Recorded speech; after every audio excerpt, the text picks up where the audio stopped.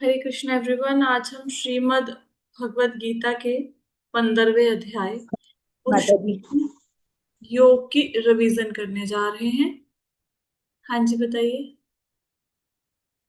कोई कुछ बोल रहा था? ठीक है, तो पहले श्लोक से हम लोग स्टार्ट कर रहे हैं। पहले श्लोक में हम लोगों ने पढ़ा, ये अध्याय इसका नाम है पुरुषोत्तम योग। इसमें भगवान क्या सिखाते हैं? भगवान बताते हैं कि कैसे वैराग्य की तलवार के द्वारा हमें संसार से मुक्त होना है। बेसिकली भगवान संसार से डिटैच कैसे होना है और भगवान में अटैच कैसे होना है, इसको बता रहे हैं इस अध्याय में। तो सबसे पहला श्लोक था, श्री भगवान उवाच ऊर्ध्वमूलम् अधम शाखम् अश्वत्थं प्राहुरव्ययम् छन्दांसि यस्य पर्णानि यस्तं वेद स वेदविद्। इसमें भगवान ने बताया था, इस भौतिक संसार की तुलना उन्होंने किससे की थी? अश्वत्थ वृक्ष से। अश्वत्थ वृक्ष क्या होता है? बरगद का पेड़। अब ये संसार एक ऐसा पेड़ है जिसकी जड़ें ऊपर हैं और जिसकी शाखाएं नीचे हैं। जड़ें ऊपर क्यों हैं? क्योंकि ये संसार किसकी रचना है, किसने बनाया? ब्रह्मा जी ने इसका सृजन किया। तो ब्रह्मा जी कहाँ है? ऊपर ब्रह्मलोक में। तो ऊपर से नीचे जो बीज है ब्रह्मा जी के रूप में, वो ऊपर है ना, अंकुर। तो बीज से ही पेड़ का निर्माण होता है, पेड़ बनता है। तो अगर बीज ऊपर है तो ऑब्वियसली पेड़ उल्टा होगा। संसार में हमने ऐसा पेड़ कहीं पे नहीं देखा, लेकिन अगर जल के किनारे जाएंगे, नदी के किनारे, तो जो परछाई होती है, समझो उसको देखकर समझाना कि भगवान इस प्रकार के पेड़ की बात कर रहे हैं। तो जड़ें ऊपर हैं और शाखाएं नीचे हैं। शाखाएं क्या हैं? अलग अलग योनियां, जो 84 लाख योनियां हैं, ये इसकी शाखाएं हैं। पत्तियां वैदिक स्रोत हैं। पत्तियां मतलब कर्म कांड। वेदों में जो कर्म कांड लिखे हैं कि आप ये काम करो, ये यज्ञ करो, इससे इस इच्छा की पूर्ति हो जाएगी, वो सारे वेदों के जो छंद हैं, वेदों का जो कर्म कांड का सेक्शन है, वो इसकी पत्तियां हैं। और कहते हैं जो इसको जानता है वृक्ष को, वो वेदों को जानता है। अब अगर किसी व्यक्ति ने वेद सारे पढ़ लिए, लेकिन उसको ये नहीं पता कि भाई कृष्ण भगवान है, या मैं इस संसार में फंस गया हूँ, मेरे को इससे बाहर निकलना है, तो उसको समझेगा कि इसको वेदों के बारे में नॉलेज नहीं है। वेदों का उद्देश्य क्या बताना है? वेदों का उद्देश्य ये बताना है कि get out from this world. ये जो संसार है ये अशाश्वत है, परमानेंट नहीं है, इससे बाहर निकलो। अगर किसी को ये बात समझ आ गई कि ये संसार शाश्वत परमानेंट नहीं है, हमें इससे बाहर निकलना है, समझो वो वेदों को जान गए। ये हमने अश्वत्थ वृक्ष के लिए समझने के लिए ये एक पिक्चर्स ली थी। ये ब्रह्मा जी बैठे हैं, अलग अलग योनियां हैं, पत्ते वेदों के छंद इसके पत्ते हैं ऐसे, ठीक है। नेक्स्ट श्लोक था, अधश्चोर्ध्वं प्रसतास्तस्य शाखा गुणप्रवृद्धा विषयप्रवालः अधश्च मूल्या अनुसंततानि कर्मानुबंधानि मनुष्यलोके। इसमें भगवान ने बताया कि जो वृक्ष है, इसकी शाखाएं ऊपर और नीचे हैं। ऊपर का मतलब है ऊपर के लोग, ऊपर की योनियां, देवता, यक्ष, गंधर्व। और नीचे की शाखाओं का मतलब है मनुष्य, पशु, पक्षी। जैसे संसार के वृक्ष को पोषण के लिए पानी की जरूरत होती है, इस वृक्ष को भी पानी की जरूरत है, लेकिन इसके लिए जल क्या है? प्रकृति के 3 गुण।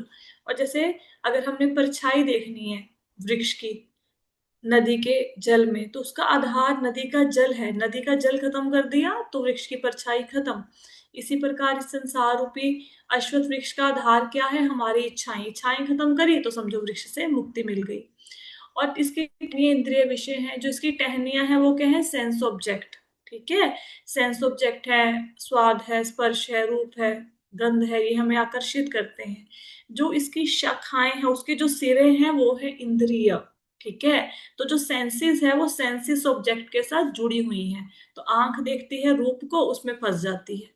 ठीक है, इस वृक्ष की जड़ें नीचे की ओर भी हैं। नीचे की ओर जड़ों का मतलब क्या है? कि मनुष्य राग द्वेष के कारण पाप पुण्य के कर्म करता है, और वो उसके और अधिक बंधन का कारण बन जाते हैं। जैसे किसी व्यक्ति ने पुण्य किया, वो स्वर्ग में गया, स्वर्ग में भोगों को भोगा, फिर पुण्य खत्म हुए, फिर धरती पे आ गया, फिर भोगों को भोगा, फिर पुण्य के, फिर ऊपर चला गया। तो ऊपर नीचे चलता रहता है, तो सकाम कर्मों के बंधन में बंधा रहता है, कभी उसकी मुक्ति नहीं होती। फिर तीसरे श्लोक में भगवान ने कहा, मुझे लगता है मुझे संस्कृत श्लोक नहीं पढ़ने चाहिए क्योंकि थोड़ा समय है, सारा चैप्टर कवर करना है। तो कहते हैं कि ये जो वृक्ष है, इसका अनुभव जगत में नहीं होता। कहने का मतलब है कि लोगों को पता ही नहीं कि हम जगत में फंस गए हैं। लोग अपने ऐशो आराम में इतने मस्त हैं, उनको पता ही नहीं कि हम फंस गए। मतलब एक व्यक्ति कुएं में गिर गया, उसको पता ही नहीं मैं कुएं में गिर गया। ठीक है। कैसे इसको समझेंगे? जैसे ना कोई पागल व्यक्ति है, उसको पता नहीं कि वो मल मूत्र का त्याग बीच में कर रहा है। उसको पता नहीं, टॉयलेट ट्रेन नहीं है बंदा। तो हम देखेंगे तो हमें लगेगा अरे ये कितनी भयंकर स्थिति में है, अपना मलमूत्र भी साफ नहीं कर सकता। लेकिन पागल को उसमें मजा आ रहा है, वो बड़ा खुश है। वो अपना अपने ही मल में इंजॉय कर रहा है, आराम से बैठा हुआ। ठीक है। तो हम लोगों को पता ही नहीं, मतलब हम लोगों को तो जो भगवत गीता सुन रहे हैं उनको तो पता है, लेकिन बहुत सारे ऐसे लोग हैं, उनको पता ही नहीं कि वो फंसे हुए हैं, उनको ये भी नहीं।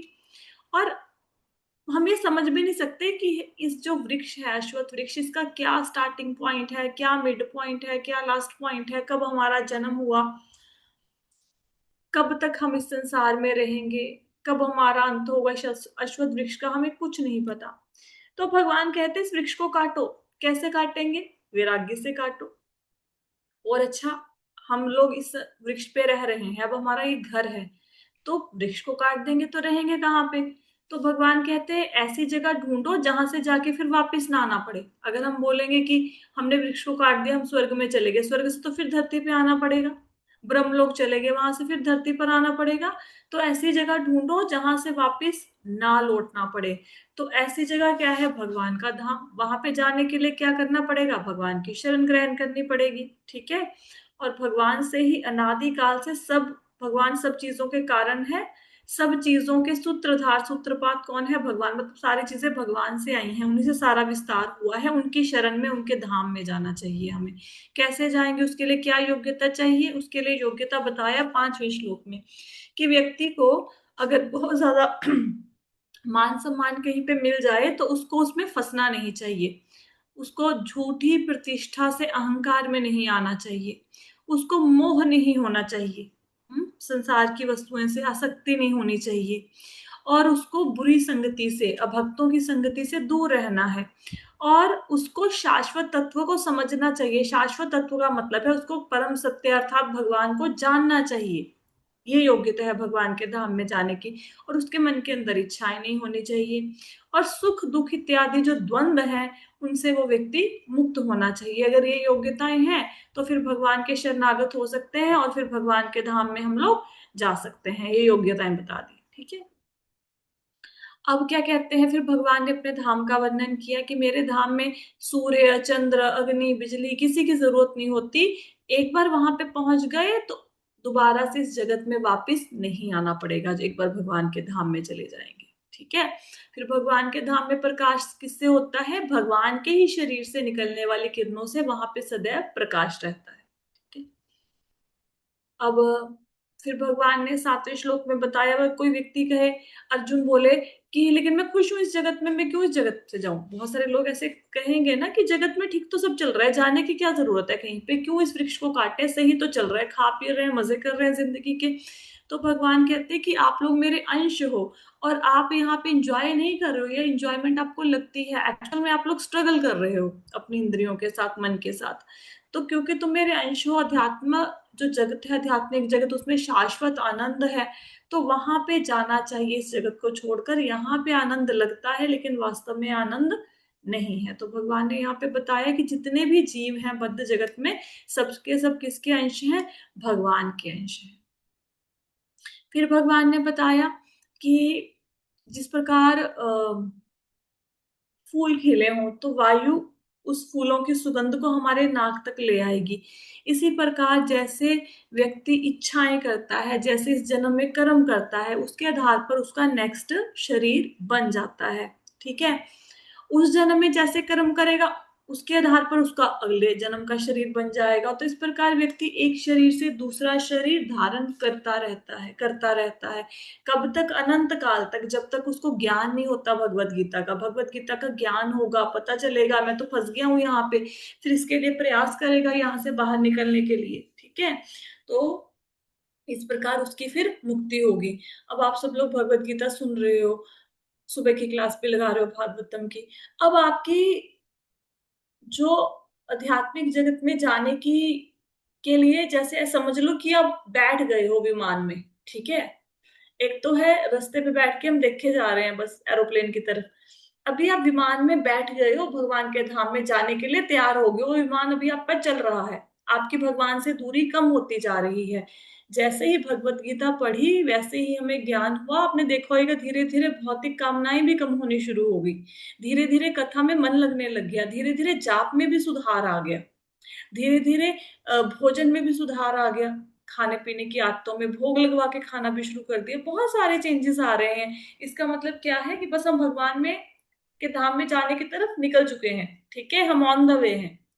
कितने लोग? सबके सब लोग जितने भगवत गीता सुन रहे हो, सबके सब। ये देखो एक श्लोक था यहाँ पे, एक मिनट। ये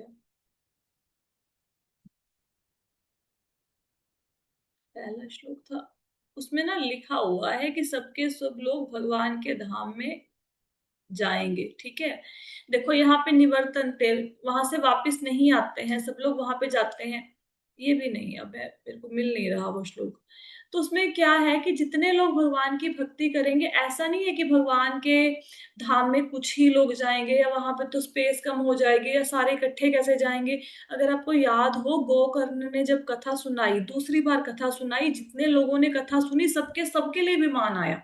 एक एक व्यक्ति के लिए विमान आया। तो जो लोग कथा सुन रहे हैं वो सबके सब लोग भगवत धाम में जाएंगे, सबके सब। आपकी जर्नी स्टार्ट हो चुकी है, सिर्फ आपने थोड़े से काम करने हैं। जो व्यक्ति माला नहीं कर रहे हैं, सिर्फ क्लास लगा रहे हैं, उनको माला करनी शुरू कर देनी चाहिए। भोग लगा के खाना शुरू कर देना चाहिए। श्रवण तो आप कर ही रहे हो। जब भी समय मिले थोड़ा गीता भागवत पढ़ लेना चाहिए। बस इतना ही काम करना, इतना ही, और एक्स्ट्रा कुछ नहीं करना। आप भगवान के धाम में पहुंच जाएंगे। ठीक है, अपनी आदतों में बस थोड़ा सा सुधार लेके आना है। राइट, जो ऑलरेडी ये चीजें कर रहे हैं वो और करने का प्रयास करो। ठीक है। आई डोंट नो व्हाई लोग जाप नहीं करते। जो क्लास लगा रहे हैं वो उनमें से बहुत सारे ऐसे लोग हैं जो जाप नहीं करते। आप ये सोचो, मेरा जो प्रोफेशन है वो क्या प्रोफेशन है, मैं न्यूरो डिसऑर्डर के बच्चों को डील करती हूँ। मतलब जो दिमागी तौर पर ठीक नहीं है, मानसिक तौर पर, ठीक है। उन बच्चों की स्पीच भी नहीं होती, वो बोलते भी नहीं है। हम उनको भी राधे राधे जो भी वो बोल सकते हैं, कृष्णा, राधे, श्याम, कुछ भी। अब मैंने क्या किया है, मैंने राधे राधे के 108 कार्ड्स बनाए हैं। कार्डबोर्ड के छोटे छोटे गत्ते के कार्ड बनाए हैं। तो जैसे किसी की स्पीच नहीं है, उसको बोलना सिखा रहे, तो राधे बोलना सिखाया। उसके बाद उनको माला तो करनी नहीं आती क्योंकि मेंटली इतने डेवलप नहीं है, वैसे भी छोटे बच्चे हैं।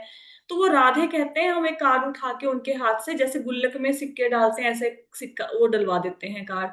आप ये सोचो, जो बच्चे मानसिक तौर पर ठीक नहीं है प्रॉपरली, ठीक है, जो बोल नहीं सकते, वो भी राधे राधे की माला कर रहे हैं। आप ये सोचो, मतलब जो लोग माला नहीं करते कितने बड़े मूर्ख हैं। जिनको भगवान ने जुबान दी और जुबान से वो 36 बहाने मारते हैं कि माला ना करने के, उसी जुबान से, और खुश होके बताते भी हैं कि हम माला नहीं कर पा रहे हैं। कितने बड़े, मतलब हम लोग पापी हैं। यहाँ पे जो बच्चे बोल नहीं सकते, जुबान है लेकिन बोल नहीं सकते, वो राधे राधे नाम की माला कर रहे हैं। तो हमें थोड़ा सा ये बात को ध्यान में रखते हुए सोचना चाहिए, सोचना चाहिए इस बारे में। जो कर रहे हैं बहुत बढ़िया, जो नहीं कर रहे वो करना शुरू कर दो, जो कर रहे हैं अपने प्रयासों में और तीव्रता लेके आओ। आप दिल्ली कितनी जल्दी पहुंचेंगे डिपेंड करता है आपने साधन कौन सा अपनाया। बस, ट्रेन, प्लेन से जा रहे हैं, स्कूटर से जा रहे हैं, साइकिल से जा रहे हैं, पैदल जा रहे हैं। जैसे आपके साधन की तीव्रता होएगी, जैसे साधन की स्पीड होएगी, उतनी जल्दी आप पहुंच जाओगे। राइट। तो अगर आप पढ़ रहे हैं तो उसमें, अगर माला कर रहे हैं तो उसकी क्वालिटी को बढ़ाइए। ठीक है, थोड़ा ध्यान लगाने की कोशिश कीजिए। हाँ, अगर पढ़ रहे थे गीता भागवत, थोड़ा सा एक एक श्लोक को रस ले लेके पढ़ना शुरू करो, थोड़ा समझ के पढ़ना शुरू करो। अगर श्रवण कर रहे हैं तो ध्यान से सुनना शुरू करो। जो कर रहे हैं उसकी क्वालिटी को बढ़ाना शुरू करो, जो नहीं कर रहे हैं वो करना शुरू कर दो। ठीक है। आगे 9वें श्लोक में भगवान कहते हैं कि जब नया शरीर वो व्यक्ति धारण करता है तो पुराने जन्म की इच्छाओं के अनुसार, वैसे कार्यों के अनुसार उसको नए कान, आंख, जीभ सब दे दिए जाते हैं। ठीक है, जो मन के आसपास काम करते हैं, जैसा मन उनका कहता है वैसे वो काम करते हैं। अब मन बोलेगा कि गुलाब जामुन खानी है, तो जीभ, हाथ चल के जा पैर चल के जाएंगे, हाथ पैसे निकालेंगे, वो लेके आएंगे। जुबान उसका रस लेना शुरू कर देगी, तो मन की इच्छाओं को पूरा करने के लिए सारी इंद्रियां लगी हुई हैं। तो दूसरे शरीर में नई इंद्रियों के साथ हम पुरानी इच्छाओं को पूरा करेंगे जो हमारी अधूरी रह गई थी। ठीक है। इस प्रकार नए शरीर में हर व्यक्ति अपनी अपनी इच्छाओं को, वासनाओं को नए शरीर में पूरा करता है। अगर किसी की मल खाने की इच्छा थी तो वो गंदगी में रहने की इच्छा थी, भगवान सुअर बना देंगे, वो उस गंदगी को एंजॉय करेगा। हाँ? फिर भगवान क्या कहते हैं कि ये जो लोग मूर्ख नहीं है, जिनको थोड़ी सी आध्यात्मिक जगत की नॉलेज है, थोड़ा अध्यात्म के बारे में जानते हैं, वही समझ पाते हैं कि हम कैसे फंस गए यहाँ पे। कभी शरीर हम ये वाला छोड़ रहे हैं, त्याग कर रहे हैं इस शरीर का जो हमें मिला हुआ है मृत्यु के द्वारा, कभी हम नया जन्म धारण कर रहे हैं। कैसे प्रकृति के गुण हमें भोगों को भोगने के लिए प्रेरित कर रहे हैं। तो ये सब कुछ आध्यात्मिक लोग समझ सकते हैं। मूर्ख लोग जो आध्यात्मिक के मार्ग पर चले ही नहीं, स्पिरिचुअल है ही नहीं, वो कैसे समझेंगे? ठीक है, वो नहीं समझ सकते। तो जिनकी आंखों में ज्ञान का काजल लगा है, जो थोड़े से ज्ञानी व्यक्ति हैं, जिनको नॉलेज है भगवत गीता भागवतम की, वो ये सब चीजें देख सकते हैं। बाकी लोगों के लिए तो दुनिया चल ही रही है। इसकी एग्जाम्पल ढूंढने के लिए आपको बाहर से लोग नहीं चाहिए, अपने घर में ही नजर दौड़ा लेना, बहुत सारे लोग मिल जाएंगे। हम्म। फिर 11वें श्लोक में क्या कह रहे हैं? ठीक है। तो कहते, जो आत्म साक्षात्कार को प्राप्त योगी जन है वो ये देख सकते हैं। योगी क्या करते हैं? हृदय में भगवान के दर्शन करते हैं, परमात्मा रूप का ध्यान करते हैं योगी। तो योगी देख पाते हैं कि कैसे आत्मा को पहले एक शरीर मिला, फिर उसने ये वाला शरीर छोड़ दिया, फिर उसको नया शरीर मिला, फिर उसने दूसरा शरीर भी छोड़ दिया, फिर उसको तीसरा शरीर मिला। ये सब योगी लोग देख पाते हैं। हम्म। और जो जिन्हों उनको कुछ लेना देना ही नहीं है सेल्फ रियलाइजेशन से, उनको कुछ नहीं पता, ना ही वो देखने की कोशिश करते हैं। फिर आगे क्या बताया? फिर भगवान बताते हैं कैसे भौतिक ब्रह्मांड उनके ऊपर डिपेंडेंट है। तो भगवान बताते हैं कि देखो, हमें क्या चाहिए जीवन में? खाना चाहिए, ठीक है, और उसको पकाने के लिए अग्नि चाहिए, ठीक है, दो चीजें चाहिए ना। तो खाना कैसे बनेगा? अगर सूर्य देवता का प्रकाश है तभी तो पेड़ पौधे अपना भोजन बनाएंगे, फिर ही तो हम उस अनाज को खाएंगे। अच्छा, अब आम का पेड़ है, उस पे आम लग गया, ठीक है, उसने सूर्य की रोशनी में अपना भोजन बना लिया, तो आम का पेड़ बड़ा हो गया, उस पे आम लग गया। अब आम के अंदर रस नहीं आएगा अगर चंद्रमा की शीतलता नहीं होगी। चंद्रमा की शीतलता का क्या काम है? आम के अंदर रस को भरना। अब आपको आम चूसने के लिए दे दे, उसमें रस ही ना हो, तो आम खाने का क्या मजा आएगा? तो भगवान सूर्य का तेज भी देते हैं, चंद्रमा के को शीतलता भी प्रदान करते हैं, जिससे वो वनस्पति और जड़ी बूटियों का पोषण करते हैं। और अग्नि का तेज भी भगवान के कारण ही है। अब गेहूं हो गया, ठीक है, कनक आ गई घर में, अब अग्नि है नहीं, तो फिर कैसे गेहूं को पकाओगे? सूर्य की रोशनी में थोड़ा ना बैठ के हम रोटियां बना लेंगे, पकौड़े तल लेंगे, ऐसे थोड़ा ना होगा। तो उसके लिए तो हमें अग्नि चाहिए। तो अग्नि का तेज भी किसके कारण है? भगवान के कारण। तो देखो, हम भगवान के ऊपर कितने ज्यादा निर्भर हैं। फिर भगवान कहते हैं कि वो हर लोक में प्रवेश करते हैं, और उनकी ही शक्ति से सारे जो ग्रह हैं वो कैसे हवा में लटक रहे हैं, है ना, गिरते भी नहीं है। ठीक है, वहां पे तो कोई सैटेलाइट है नहीं है, ऐसा भगवान ने भेजा हुआ, तो भगवान की ही शक्ति का परिणाम है। भगवान हर लोक में प्रवेश करके ग्रहों को अपनी अपनी जगह पे रखते हैं, और चंद्रमा बनकर सारी जड़ी बूटियों, सब्जियों, फलों को रस प्रदान करते हैं। ये भगवान ने बताया। फिर 14वें श्लोक में बताया कि अब खाना तो खा लिया, ठीक है, जो भगवान ने फल सब्जियां दी हैं, अनाज दिया है, वो खा लिया, उसको पचाएगा कौन? अगर भगवान ना हो तो हम खाने को पचा भी नहीं सकते। भगवान ही जठर अग्नि के रूप में, पाचन अग्नि के रूप में क्या करते हैं? जो हम 4 प्रकार का खाना खाते हैं, 4 प्रकार का खाना कौन सा होता है? एक चबाने वाला, एक पीने वाला, एक चूसने वाला, एक चाटने वाला। ये 4 प्रकार के खाने को, जैसे रोटी को हम खाते हैं, जल को पीते हैं, और गन्ने को चूसते हैं, और शहद को चाटते हैं। ये 4 प्रकार के खाने को पचाने का काम कौन करते हैं? भगवान ही करते हैं, पाचन अग्नि के द्वारा। ठीक है।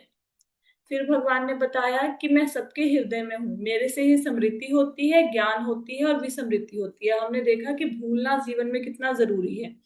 अगर व्यक्ति भूले ना तो अनेकानेक जन्मों में सारे माता पिता, पति पत्नी, बच्चे सब याद रह जाएं, तो इस जन्म में वो अपनी प्रेजेंट फैमिली में एडजस्ट ही नहीं हो पाएगा। तो भूलना बहुत जरूरी है। हमारा ब्रेन जितने भी आ, ऐसी चीजें होती हैं जो काम की नहीं है, उनको दिमाग से निकाल देता है, भुलवा देता है। ठीक है। अब आपको याद है कि आज से 7 दिन पहले इस टाइम पे क्या खाया था? परसों क्या खाया था हमने? लंच में याद है? कुछ नहीं याद, है ना? परसों इस समय क्या कर रहे थे? कुछ नहीं याद, ठीक है? तो हमें कुछ याद नहीं रहता क्यों? और ये इंफॉर्मेशन याद रखनी जरूरी भी नहीं है। ये जरूरी नहीं है कि हम ये याद रखें कि रोज हम क्या खा रहे हैं, हफ्ते पहले क्या खाया, साल पहले क्या खाया। ये इंफॉर्मेशन जरूरी नहीं। ब्रेन अपने आप इस अननेसेसरी इंफॉर्मेशन को डिलीट किए जा रहा है, इसको खत्म किए जा रहा है। तो भगवान के कारण ही विस्मृति है। और इम्पोर्टेंट इंफॉर्मेशन, उसका ज्ञान कौन देते हैं, याददाश्त कौन देते हैं? भगवान ही देते हैं। हम खाना क्या खाया था वो भूल गए, लेकिन ये थोड़ा ना भूलते हैं कि ये मेरा बच्चा है कि नहीं है। अपने बच्चे को थोड़ा ना भूलते हैं, अपना फोन नंबर थोड़ा ना भूलते हैं, हम अपने घर का एड्रेस थोड़ा ना भूलते हैं, हम अपने कपड़ों को थोड़ा ना भूलते हैं। अगर आपका कपड़ा उड़कर आपने सूखने के लिए डाला, दूसरे घर में चला जाए, तो आप अपने कपड़े को पहचानते नहीं, लेके आते हो ना उसके घर से। तो इम्पोर्टेंट इन्फॉर्मेशन ब्रेन हमेशा स्टोर रखता है, अनइम्पोर्टेंट को बाहर कर देता है। सब कुछ भगवान के द्वारा ही हो रहा है। और भगवान कहते हैं मैं ही वेदों के द्वारा जानने योग्य हूँ। वेदों का उद्देश्य क्या है? भगवान को जानना, भगवान कृष्ण को जानना। और भगवान ने बोला मैं ही वेदों का संकलन करता हूँ, मतलब वेद व्यास के रूप में वेदों को लिखने वाले कौन है? भगवान ही है। और मैं ही समस्त वेदों को जानने वाला हूँ। बट ऑब्वियस, अगर किसी ने कोई बुक लिखी है तो उसके बारे में सबसे ज्यादा किसको पता होगा? राइटर को पता होगा। तो भगवान की सांसों से वेद आए, वेद व्यास के रूप में भगवान ने ही वेद लिखे। ऑब्वियसली वेदों का जो असली भाव है वो भगवान को ही पता है। ठीक है। फिर भगवान ने 16वें श्लोक में बताया कि दो प्रकार के लोग होते हैं, एक च्युत, एक अच्युत। च्युत का मतलब है जो नाशवान है, जिनका नाश हो जाएगा। हम सारे के सारे च्युत हैं, हमारी मृत्यु हो जाएगी, हमारा शरीर नष्ट हो जाएगा। लेकिन एक जीव, जो भौतिक जगत में जितने भी लोग हैं, प्राणी हैं, सबके सब नाशवान है। और एक जो लोग हैं आध्यात्मिक जगत में, वो सारे कौन क्या है? वो अविनाशी हैं। उनका कभी जन्म मृत्यु नहीं होगा। ठीक है। अब हम आध्यात्मिक जगत में, ऐसा नहीं है कि भाई हमें दोबारा से माता के गर्भ में जाना पड़ेगा, या हमारी मृत्यु हो जाएगी, या हम बूढ़े हो जाएंगे, या हमें बीमारियां सताएंगी। ये सब कुछ आध्यात्मिक जगत में नहीं है। तो आध्यात्मिक जगत के लोग क्या हैं? अविनाशी हैं, हम नाशवान हैं। फिर भगवान ने बताया कि इन दोनों के अतिरिक्त क्या है? परमात्मा है। परमात्मा क्या है? परमात्मा सब लोगों के अंदर प्रवेश करके उनका पालन पोषण करता है। हमें पता है ना, विष्णु जी सब लोगों के अंदर प्रवेश करके उनका पालन पोषण करते हैं। ठीक है। तो भगवान कहते हैं देखो ना, भौतिक जगत के जीव पालन पोषण कर सकते हैं क्योंकि वो तो खुद ही बंधे हुए हैं जीवन मृत्यु के चक्कर में। ना आध्यात्मिक जगत के जीव पालन पोषण कर सकते हैं क्योंकि उनको भौतिक जगत से कुछ लेना देना नहीं है। अब हम यहाँ पे रह रहे हैं, हमें क्या पता है अमेरिका में इस समय लोग क्या कर रहे हैं? हमें कुछ लेना देना ही नहीं है। ठीक है। तो आध्यात्मिक जगत के लोगों को हमसे कुछ लेना देना नहीं है। ना वो पालन करे, फिर पालन कौन रहा है? भगवान कर रहे हैं परमात्मा के रूप में सबका पालन पोषण। फिर आगे बताया कि इसके नाशवान जीवों, अविनाशी जीवों और परमात्मा से ऊपर भी कोई है। कौन है वो? स्वयं स्वयं भगवान कृष्ण है। वेदों में उनको परम पुरुष कहा जाता है। इस अध्याय का नाम क्या है? पुरुषोत्तम योग। तो पुरुषोत्तम कौन है? पुरुषोत्तम है जो पुरुषों में उत्तम है। कौन है पुरुषों में उत्तम? वो है भगवान श्री कृष्ण। ठीक है। वो सबसे ऊपर है। नाशवान, अविनाशी जीव, परमात्मा, परमात्मा के भी मतलब समझो कि वो बॉस है। ठीक है। फिर भगवान ने कहा कि जो इस बात को जानता है कि कृष्ण ही भगवान है, समझो वो सब कुछ जानता है, और फिर वो भगवान की भक्ति में लगता है। अब लोग भगवान कृष्ण की भक्ति क्यों नहीं करते हैं? देवी देवताओं के पास क्यों जाते? क्योंकि उनको पता ही नहीं कृष्ण भगवान है। ये कोई ज्ञान देने वाला आया ही नहीं। ठीक है। जो ये जानता है वो भगवान की भक्ति में लगता है। भक्ति में लगने से क्या होएगा? वो भगवान को पा लेगा। फिर क्या बताया कि भाई ये जो तुम्हें मैंने बताया ना, ये ज्ञान, ये बहुत सीक्रेट है। और अब मैंने तुम्हें ये बता दिया, जो इसको जान जाएगा उसके प्रयास पूर्ण होंगे। जो भी इस ज्ञान को जान जाएगा, बट ऑब्वियस है भगवान ने समझा दिया कि भौतिक जगत है, इसमें तुम फंस गए हो और जन्म जन्मांतरों से फंसे हुए, इसको काटो। अब जब भगवान ने समझा दिया कैसे काटना है, वो समझा दिया। हाँ। फिर भगवान ने अपनी शरणागत होना बता दिया, फिर 6 योग्यताएं बता दिया, ये योग्यताएं होंगी तो मेरे पास आ जाओगे। जब सारा ज्ञान हो गया, ऑब्वियसली है कि अगर किसी ने अच्छे से इस चैप्टर को समझ लिया कृष्ण ही भगवान है, तो फिर वो बुद्धिमान हो जाएगा, उसको समझ आ जाएगा अगर मैं फंस गया हूँ, मैं कुएं में गिर गया हूँ, इससे बाहर निकालो कोई मुझे। तो फिर उसके लिए क्या करेगा? वो प्रयास करेगा, वो देखेगा मैं बाहर कैसे निकलूं। और फिर भगवान उसके प्रयासों को पूर्ण करेंगे। जब व्यक्ति की इच्छा होगी कि मैं भगवान का अंश हूं, उसको पता लग गया, भगवान के पास जाने का प्रयास करेगा, तो भगवान उसके प्रयासों में पूर्णता डालेंगे। राइट। तो इसके साथ ही हमारा 15th चैप्टर का रिवीजन यहाँ पे खत्म होता है, क्योंकि छोटा सा चैप्टर था तो हमारी रिवीजन भी जल्दी हो गई है खत्म। तो अगर किसी को कोई प्रश्न है तो आज हम ले सकते हैं, थोड़ा समय बचा है कोई क्वेश्चन? हरे कृष्णा माता जी। हरे कृष्ण। माता जी, एक ना बहुत बारी ना बोला जाता है, जैसे अगर हम लोग माला करते हैं तो कहते हैं जितना आप पूजा पाठ करते हो तो कहते हैं आपके साथ ना उतने नेगेटिव होने लगते हैं। तो मैंने ना उनको आंसर करा कि हमारे प्रारब्ध कर्मा जो हैं वो कटने शुरू हो जाते हैं। तो अच्छी बात है कि तभी हम लोग भगवान तक पहुंचते हैं। लेकिन मैं उनको ना पूरी तरह से आंसर नहीं कर पाई। आप थोड़ा इसके ऊपर बताएंगे? ठीक है। तो देखो अभी क्या है, जैसे एक गिलास है, ठीक है, उस गिलास के अंदर मिट्टी है, ठीक है। अब गिलास के अगर अंदर मिट्टी डालोगे तो क्या होता है, रेत पानी में बैठ जाती है, ठीक है। बैठ गई, अब क्या है, ऊपर से गिलास साफ साफ नजर आता है, नीचे वो मिट्टी नजर नहीं आती, हमें लगता है गिलास का पानी तो ठीक है, ऊपर से साफ है ना। अब आपने गिलास में एक चम्मच मार दिया, तो क्या होगा, फिर क्या होगा, सारा पानी गंदा हो जाएगा। था वो पहले से भी गंदा, ऐसा नहीं कि पहले गंदा नहीं था, अब वो सारा का सारा पानी गंदा हो गया, है ना। तो अब वो साफ कैसे होगा, अब उस गिलास को एक टैप के नीचे रख दो तो ऊपर से साफ पानी आता जाएगा, तो नीचे से वो गंदा पानी वो धीरे धीरे धीरे धीरे करके क्या होगा, वो अपने आप बाहर गिर गिर के गंदा पानी सारा बाहर निकल जाएगा और आपके गिलास में साफ पानी भर जाएगा, ठीक है। इसका मतलब क्या है, एक्चुअल में हम अपने कर्मों का भुगतान कर रहे थे, ठीक है, जिस जिस प्रकार हमें कर्मों का भुगतान करना था। सपोज मैंने गलत कर्म किए 10, तो उसको मैं ऐसे भुगत रही हूँ, पहले 1 नंबर का कर्म भुगता मैंने, 2 नंबर का, 3 नंबर का, 4 नंबर का, 5 नंबर का, ठीक है। जब हम भगवान की भक्ति करते हैं तो भगवान की भक्ति करने से क्या होता है, पहली बात तो भगवान की भक्ति करना मतलब आपने चम्मच मार दिया गिलास में, आपने पूरा पंगा ले लिया माया के साथ, और पूरा आपके जीवन में एक बार खलबली मच जाएगी। होगा क्या, पहले तो माया आपको बोलेगी कि भगवान की भक्ति नहीं करनी, ठीक है, उससे आपको हटाने का प्रयास करेगी, तो इसलिए थोड़े से कष्ट तो आएंगे। दूसरी बात यह है, अब भगवान देखेंगे कि इसने भक्ति करनी शुरू कर दी, तो वो आपके इतने सारे जो पाप कर्म है उनको कट करना शुरू करेंगे, शॉर्टकट में निपटाएंगे भगवान, ठीक है, थोड़ा थोड़ा थोड़ा थोड़ा। भगवान कहेंगे कि जल्दी से इसके कर्म कम से कम में जितने भुगताए जा सकते हैं भुगता दो, ताकि ये व्यक्ति जल्दी से मेरे पास आ जाए, राइट। तो इसलिए हमें ऐसा लगता है कि भक्ति करने से हमारे ऊपर कष्ट आते हैं, कष्ट नहीं आते। भगवान आपके सारे जन्मों के जो अनंत पाप हैं उसको बिल्कुल चुटकी चुटकी भर आपको भुगतने के लिए देते हैं, कि जल्दी से भुगत लो, इसी जन्म में ये सारे खत्म करके जाओ, राइट। सुबह स्टोरी बताई थी ना, कि एक व्यक्ति को, भक्त को मारने के लिए 90 लोग आ गए। अब दूसरा व्यक्ति बोलेगा, अरे तुझे शालिग्राम की पूजा करने से क्या मिला, तेरे को मारने के लिए 90 लोग आ गए, तेरे को तो गोपाल जी बचाने नहीं आए।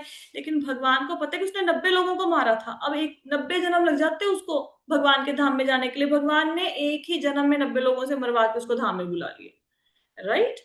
तो भगवान शॉर्टकट में हमारे कर्मों को निपटाते हैं। दूसरी बात क्या होती है, जैसे मेरी एक फ्रेंड थी, उसने वो बिल्कुल ठीक ठाक थी, अब उसने मंदिर आना शुरू किया, माला करनी शुरू किया, तो क्या हुआ, उसको प्रॉब्लम आई सिर में, तो दिखाया कि सिर में ट्यूमर था। तो फिर उसने चलो उसका ट्रीटमेंट कराया, नाउ शी इज ओके। कई बार ऐसा भी होता है कि देखो, अब हो सकता है उस ट्यूमर से उसकी डेथ ही होनी हो, या हो सकता है उसकी बहुत बड़ी थर्ड स्टेज में जाके पता लगता है कि ऐसी चीज है। मंदिर में आने से क्या बेनिफिट हुआ, फर्स्ट से स्टेज में पता लग गया और उसको ठीक हो गई, वो अब वो भक्ति कर रही है। तो हमें नहीं पता कि भगवान की लीला क्या है, राइट। अब जैसे पांडव कहें, भी पांडव को इतना कष्ट क्यों दिया गया, अब भगवान तो उनके साथ थे, भगवान के भक्तों पे तो कष्ट नहीं आना चाहिए। लेकिन आप देखोगे, कष्टों के कारण भगवान उनके साथ साथ थे, बिल्कुल साथ साथ में, जंगल में भी उनके साथ थे, कभी अकेला नहीं छोड़ते थे, ठीक है। द्रौपदी ने जब वो जो उसके पास खिलाने के लिए खाना नहीं था दुर्वासा मुनि को, तो उसने क्या किया, उसने भगवान को ही पुकारा तो भगवान आए ना। तो कष्ट थे तो भगवान साथ साथ में कष्ट कटवा दिए भगवान ने उनके, राइट। भगवान की भक्ति करने का बेनिफिट ये होता है कि जो कष्ट आने हैं, एक तो वो जल्दी आ जाते हैं, और भगवान शॉर्टकट में खुद सांप के साथ मिलके कष्टों को कटवा देंगे, ठीक है। और कोई क्वेश्चन? माता जी, अभी आप आंसर कर पाएंगे कि नहीं कर पाएंगे?